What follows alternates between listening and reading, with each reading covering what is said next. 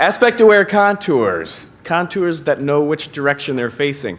Also known as illuminated contours, Tanaka contours, all sorts of names. Let's delve down this. So I was looking at the amazing David Rumsey map collection, and then I saw this beaut created by Auguste Chevalier, or Chevalier. I don't know which. It's one of those two probably. And I was looking at this and I was like, wow, what a beautiful map. I love it. It's so great. Look at the textures, the colors. It's rich. And it's got like this sense of hillshade, but it's not really using hillshade, I learned. If I zoomed in a little bit, I was like, wait a second. August is actually just doing some hatcher work only on the hill-shaded side of his stuff. He's kind of combining that with his contours, and I thought, this is really beautiful stuff. I'd like to do something like this. And I thought, and I was like, you know what, I kind of have an idea. And so I came up with a little process that's code-free because I can't code, right? And so it's just this series of steps that a stooge like me can do. And so I thought, this is fun. And I just sat there cranking away some aspect-aware contours. And I thought I'd share that with you guys. Here's a closer look. Isn't that great? Right? You guys know what I'm saying about like the hatchers only existing on the hillshade side and they kind of follow the contours. Smart contours. How do we do this in the digital age? And then I was like, yes, let's do this. And the PCD call for presentations came out, and I was like, perfect timing, right? I'm just playing with these things. And so I whipped out an abstract, and I was like, okay, I can do that. And I felt like $1 million. I'm going to talk about aspect-aware contours. And then when I'm putting this presentation together, after I've already committed, I look around, and pretty much everybody in the cartographic community has already done this, right? I mean, Ken Field has his terrain tools, which are great. Johan did this kind of how-to for Tanaka lines based on an image that Daniel Huffman had shared on Twitter. And then Anita Grazer weighed in and showed how to do it using the geometric attributes of the line segments and everything. And then Andy Woodruff comes along and makes this incredible tool that can just crank out contours all over the world on the fly, and is amazing. And I was a little bit bummed, right? I was like, what am I going to say to these people?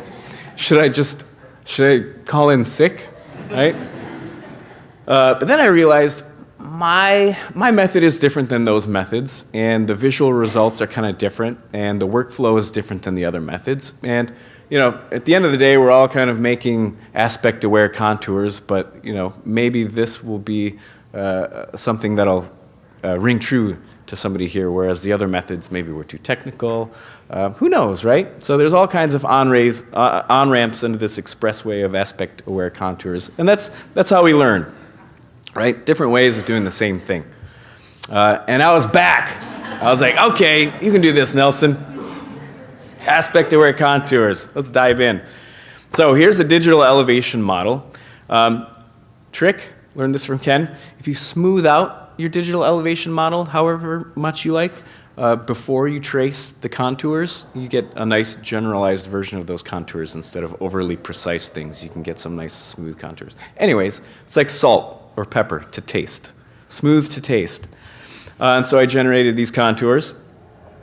But also, with that digital elevation model, I just created an aspect layer. Now, an aspect layer, if you don't know, which you probably do, is just taking that digital elevation model input and creating an image output that's aware of what direction it's facing geographically, cardinally, right? And it just quickly color codes it along this smooth color ramp of aspect. Which direction is that surface facing? So I took that and I resampled it into a discrete set of directions, in this case 8 of them.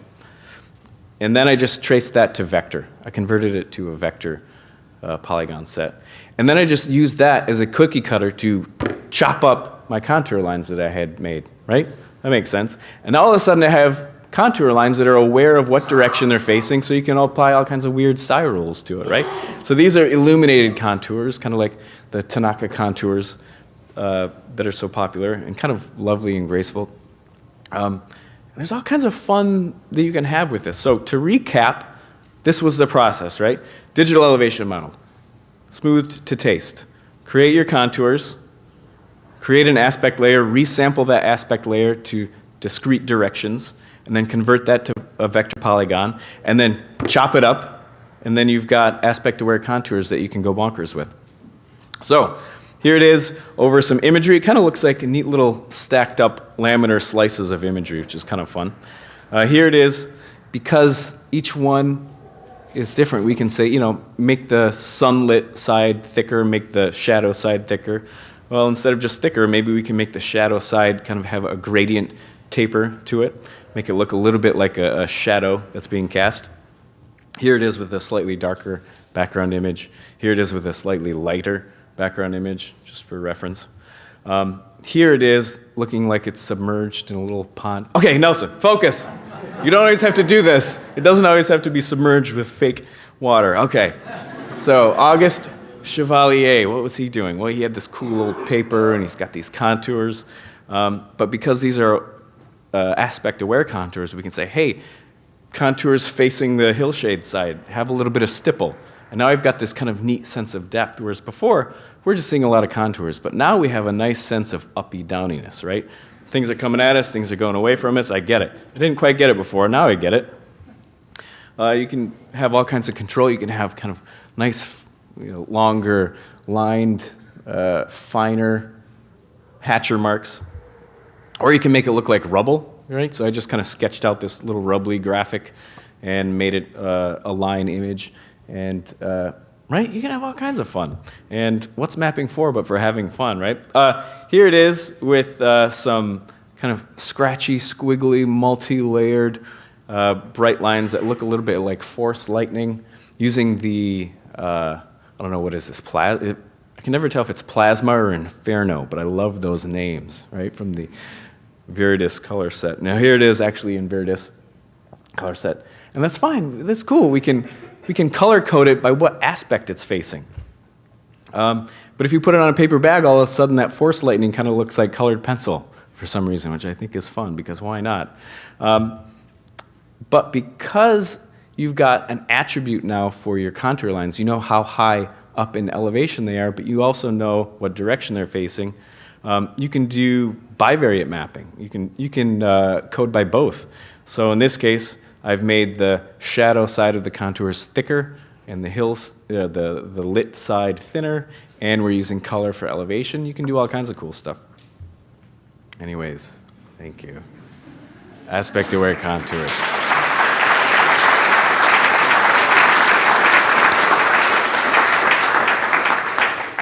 Thank you, John. Now, where were you when I had to make contours like these for my map tile? You're just a couple of weeks late. Killing me. Okay. Do we have any questions in the audience? Sorry, Dennis is first. I think a lot of us have struggled trying to get good-looking hatchers in a digital way, and I just wondered if you had done anything special with that, or if you just did very, very short dashes. I've also struggled getting good-looking hashers in a digital way. I also struggle pronouncing it because sometimes I say hatchers. Hatchers, hashers. I don't know which way is right. Hashers? That was Hayshures. Hayshures? Thanks a lot. That means all bets are off. There's no way to pronounce it wrong. I do have a style I made for ArcGIS Pro where I just tried out a lot of different things. Clustered ones that kind of fan out, like you see kind of in the older, old-fashioned maps with the nickname of Caterpillar Mountains, you know? Longer ones, shorter ones, denser, ones with a little bit of rubble at the top, but then they kind of feather down like a comb. Really, I just played with a lot of things.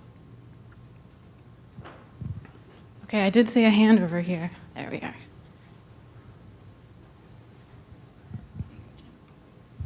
Just a comment, that last image, the Missoula floods really popped out more as much as any This map. one? Yeah. I mean, you can feel the flow of the Scablands and into the Willamette Valley and out to It's a beautiful Esri. area too, isn't it? Yeah. In real That's life. one of the best. So, good job. Don't thank me. Thank aspect-aware contours. One more question. All right. How did you chop up the contours with plannerize? So I had the aspect polygon layer and the contour line vectors, and I just did a clipping function on the two, or a union or a cut or intersect, union. I'm never sure which one it is. It's a cookie cutter. I cookie cuttered it. I think the technical term is cookie cutter. All right, I think that's all the time we have for questions. Thank you so much, John. Thanks.